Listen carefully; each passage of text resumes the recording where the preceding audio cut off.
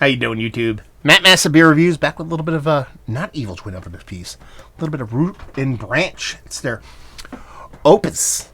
Not Opus, right? Opes? O-P-E-S, I guess. West Coast IPA, 7%. This is Crowlered at Evil Twin. It must have been one of their guest taps. My buddy Kyle was kind enough to pick this up and send it my way. As of filming, this Crowler's 7 days old? Oh, no, shit. 3 days old. I don't know if it's still good. But yeah, West Coast IPA. It's looking the part so far. I think this is my first Root and Branch beer. I might have did one before, but we'll see what's what. I'm not really going to talk about the label because it's an Evil Twin Crowler. And, I mean, that looks the part. Clear beer. Clear beer alert. How about that stuff? We'll give it a quick wipe for you guys so you can actually see how clear it is. Yeah, soft carbonation. Exactly what you expect from kind of a West Coast IPA. 7% West Coast IPA, spot on coloration. Just gives you that kind of like, just a skosh darker than a Pilsner color. Has a decent clarity to it, even though there is that micron of haze to it. And just a nice soft carbonation. Beautiful head on it. Nice soapy white. Let's get a nose. I mean, it smells like clear. It smells like clear. It smells like West Coast IPA, but on a very, very subtle scale. It's not big. It's not aggressive in the nose. It's not throwing huge haymakers of, pine over here, weed over there, dankiness, and any of that resonance. It's there, but it's very, very small. It's not that aggressive. At 7%, I would expect something a little bit bolder. At least aromatically, it's not really delivering there, but it's a West Coast influenced beer.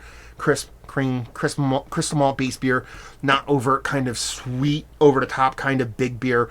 There is that weedy, that West Coast piney resonance component there, but it's very, very minimal. I expected to drink infinitely clean, infinitely crisp. Let's dive in. Cheers.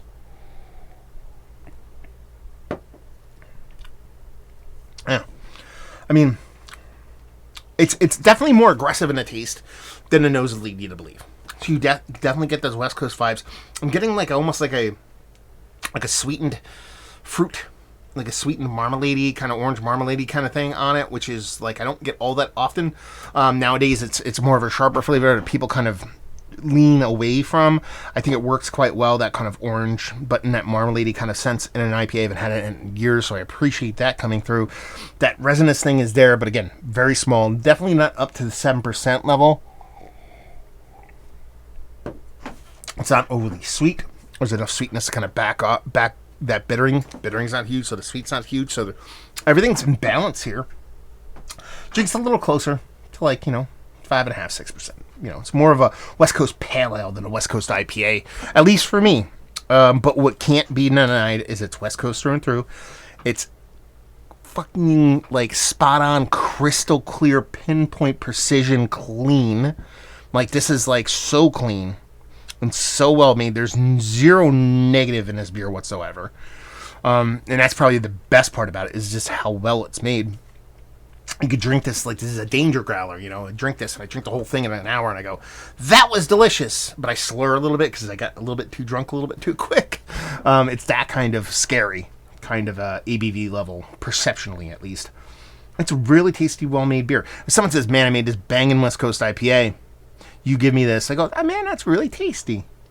You say, man, I made this really crisp, clean pale ale, this 5.5% West Coast pale ale. You give me this, I go, this is amazing. And that's kind of where it hits for me. That's where kind of impact lies for me, is that it just comes off that ABV level is just a little bit askew. I'm not mad at it. I have no problem drinking this beer at 7% because it's giving me a lot of those crisp, clear deliciousness. Is that a word?